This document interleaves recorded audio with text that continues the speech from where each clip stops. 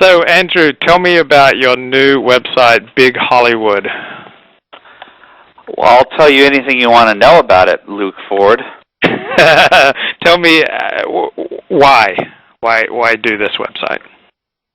There are two primary reasons. That's correct? Are you allowed to say two primary?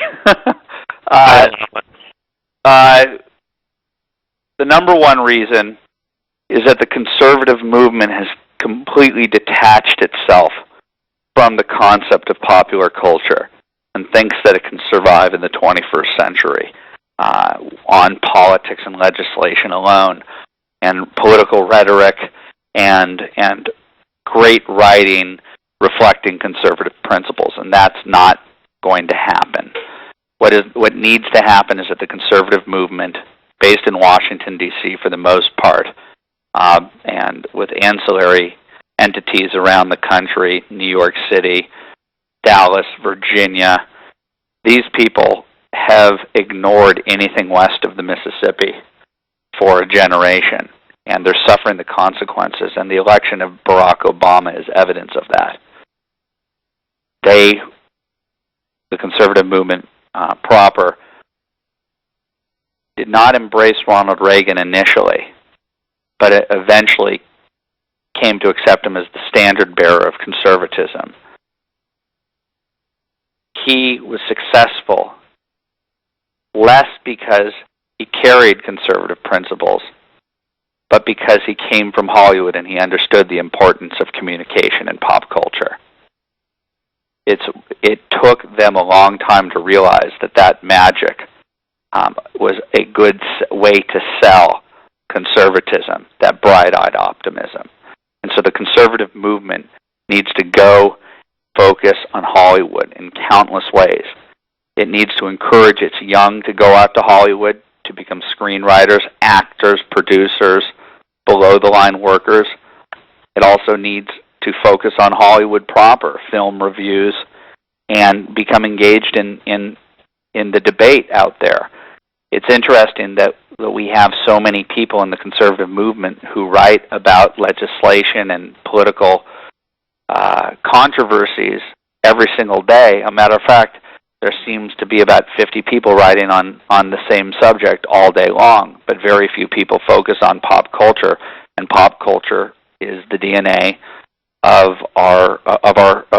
who we are, and we export that through the satellite dishes and in our DVDs and on the television screen and in films across the world. And if we don't alter that DNA, if we don't try to inject in it our best qualities and not our worst qualities, our fate is in the hands of people who don't agree with us.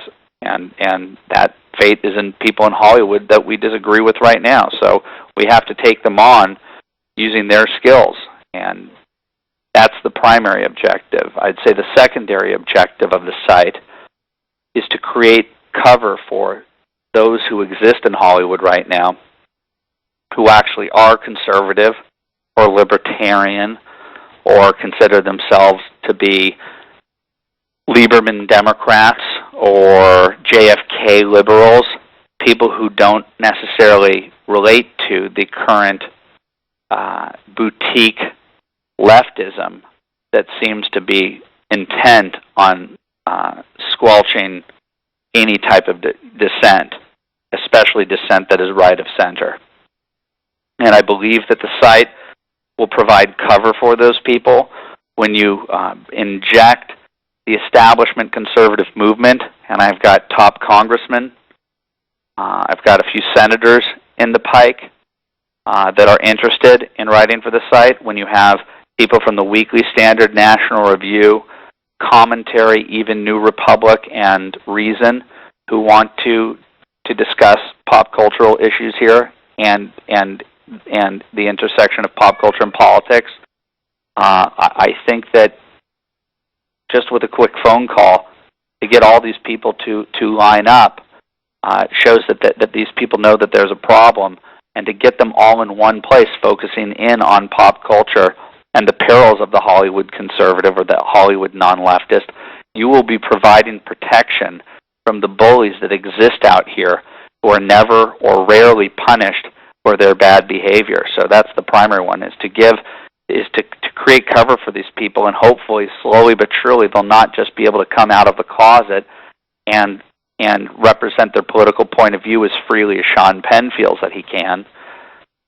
They'll also be able to represent their point of view in the product that they create. The screen, the movies will begin to reflect that in this country there are two prevailing parties. I mean, there are two parties, and there are two basic philosophies, and there needs to be at least some representation in the arts from the other.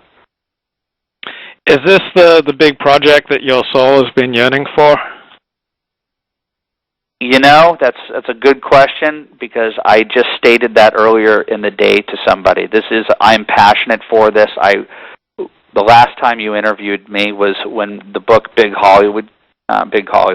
when the book Hollywood Interrupted came out, and I wrote it with Mark Ebner back in 2004, and all that was an emotional reaction to Hollywood and their lack of participation in anything akin to a war effort. This was before the Iraq War started, so everybody can talk about Bush being a hated person and that we had the country and we had the world with us after 9/11.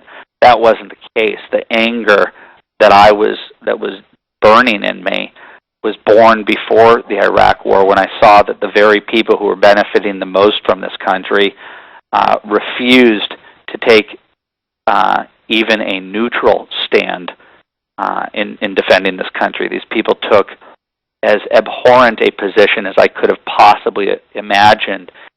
And I think history will show that many of the celebrities were at the forefront of building an anti-war movement and creating and fomenting anti-Americanism abroad. So I held them in contempt then. In the last 4 years, I've come to realize, because I've gone on television and radio and all over the place representing a fairly anti-Hollywood left point of view, I've had countless people come up to me and met them through countless circumstances who whisper to me, email me, convene with me at bars or restaurants around Los Angeles, and familiar faces, familiar names tell me I don't agree, but I don't have the cover. I need cover in order for me to represent myself, or I need to make enough money to get my kids through college right now in order for me to feel comfortable to speak out against a Sean Penn. And how crazy is it that Sean Penn feels so comfortable to go to Cuba, to go to Venezuela and Iraq before that, as if there's not a tyrant he can't, have an affinity for. And he knows that when he comes back from those trips, that the powers that be in Hollywood are not going to have the slightest problem with that, and they're going to put him in the next made-for Oscar movie and praise him as a genius of our time. When a Hollywood conservative who supports the President of the United States and at a time of war is fearful that he won't have a job on Monday if he comes home, because the establishment media will expose him, mock him, turn the person into if the person was an A-list star, they'll become a C-list star in a nanosecond, and that's just how it's done. I mean, the Frank Riches of the world are just so brilliant at a turn of phrase. He did it with Ron Silver, who was his favorite actor, and he wanted him to help a Broadway renewal campaign in the 1990s when he was a good liberal, and then later in a column after he addressed the Republican National Convention in 2004, he described him as a D-list actor. It's that simple turn of phrase in the New York Times or in any other liberal publication that you can take a person for whom their reputation is everything and you can diminish it overnight, and they're no longer hireable, and the same type of